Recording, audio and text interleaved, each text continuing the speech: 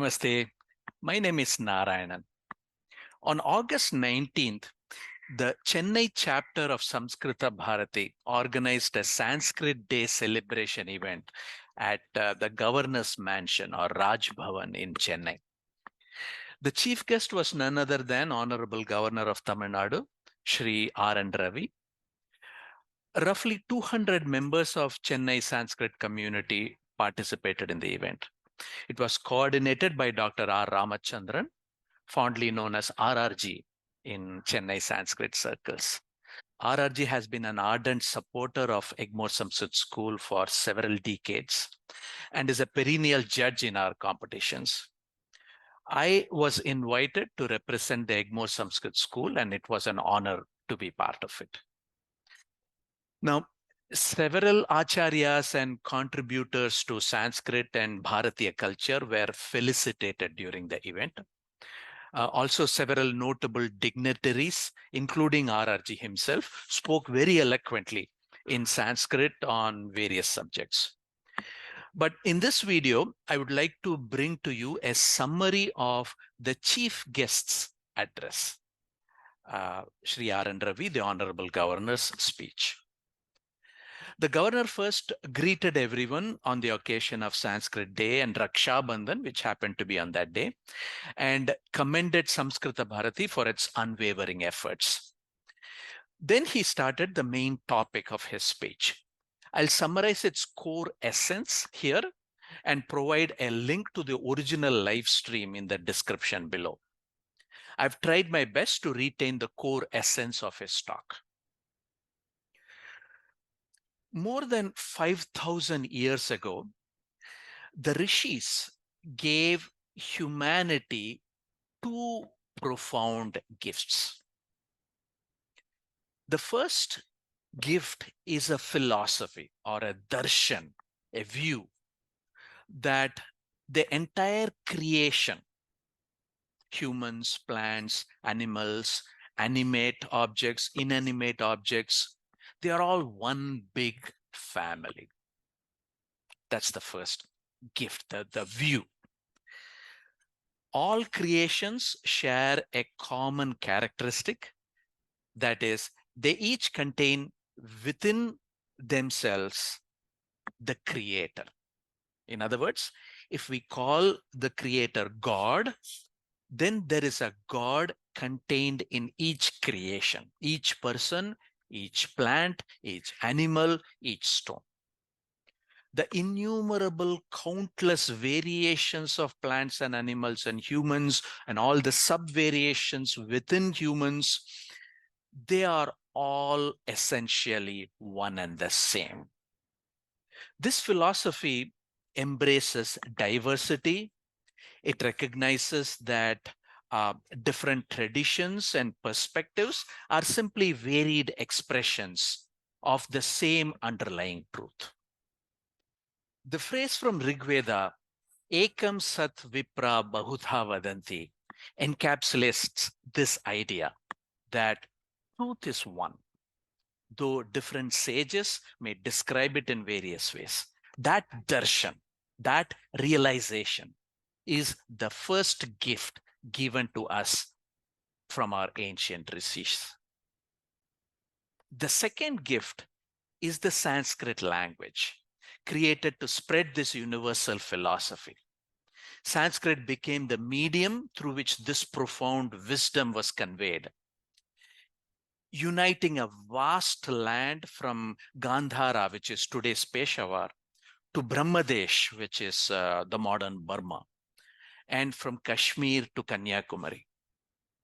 The creation of this language was integral to the formation of Bharat Rashtra, and it played a very crucial role in the prosperity of our nation for thousands of years.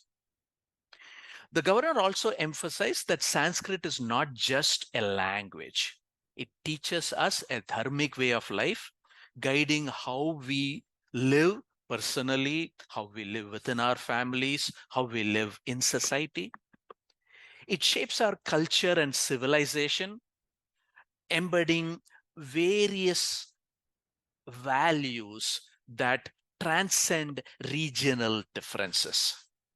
The deep cultural connection that is evident across Bharat, for example, where hospitality and respect for others are ingrained regardless of the region. Whether you're in Assam or Tamil Nadu, you'll experience similar values. However, 1,000 years ago, invasions began.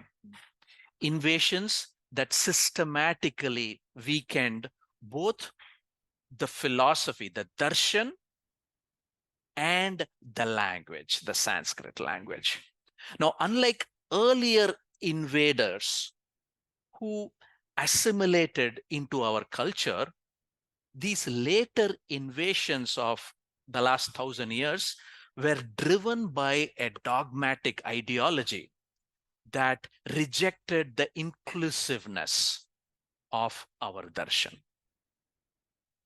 The governor shared an example from history that I liked very much, one that illustrates the power of our ancient wisdom. In the 2nd century BC, King Menander, he was a Bactrian ruler, invaded Bharat from the northwest and he captured Kashmir. At that time, a majority of people in Kashmir followed the Buddha Sampradaya or Buddhism.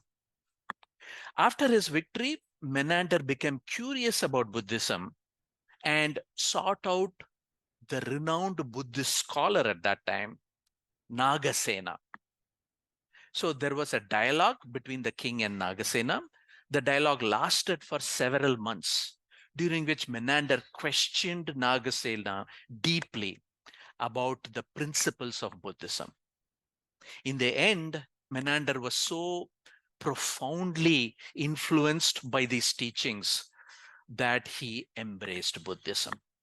This transformation is recorded in the famous text, Milinda Panha, which details their conversations. This historical event highlights how the inclusiveness and depth of Bharatiya philosophy could even convert a conqueror into a follower of our traditions. On the other hand, the invasions of the last millennium, they were different. These invaders came with a rigid, dogmatic mindset, asserting their way is the only way. This was in stark contrast to our belief of Ekam Sat Vipra Bahudha Vadanti, where truth is one, although expressed in many ways. The invaders, as a result, systematically damaged that philosophy. Not only the philosophy, but also the language, Sanskrit, that expressed that philosophy. And it culminated into the linguistic and cultural devastation especially during Aurangzeb's reign. Persian replaced Sanskrit as the official language, and the spread of Urdu began, and it replaced indigenous Sanskrit expressions. Then the British colonial rule further deepened this decline and accelerated the decline, replacing Sanskrit with English and eroding our cultural pride. They systematically destroyed the institutions that propagated Sanskrit learning, such as gurukulams and temples, which led to a decline in our traditional education system. And post-independence, we ourselves continued to neglect our ancient philosophy and the Sanskrit language because we were so involved and affected by the British rule. As a result, for over 6 decades, this neglect weakened our national identity and unity. Even today, many still view the study of Sanskrit as backward, while English learning is celebrated. This mindset has distanced us from our roots and diminished our self-worth. So in order to regenerate Bharat, we must revive Sanskrit, as it is the key to preserving and spreading the original darshan gift from the ancient sages. Sanskrit is recognized even by Western linguists as one of the most scientific languages, perfectly suited to express even complex ideas. In the face of rapid technological advancements, where concepts like artificial intelligence and nanotechnology challenge our understanding of reality, Sanskrit offers a framework for deeper exploration into even these modern concepts and areas. Modern science is beginning to blur the line between matter and energy, between physics and metaphysics. And soon we may confront challenges that our current popular languages cannot adequately describe. The governor also stressed that it is crucial that Samskrita Bharati and other institutions collaborate with contemporary educational institutions such as IITs to integrate Sanskrit into the study of modern science and technology. We need, in his words, we need scholars proficient in 3 languages, Sanskrit, English, and a local language, so that we can bridge the gap and meet the demands of our time. As technology evolves at an unprecedented pace, time is of essence. We must act swiftly to ensure that our ancient wisdom, which is preserved in Sanskrit, informs and guides this progress. The future of Bharat, and in many ways the future of our planet, depends on our ability to reconnect with our roots and bring Sanskrit to the forefront of global intellectual discourse. The governor finally thanked the audience for the dedication to preserving and advancing our cultural heritage. I really liked the logical progression in the governor's speech.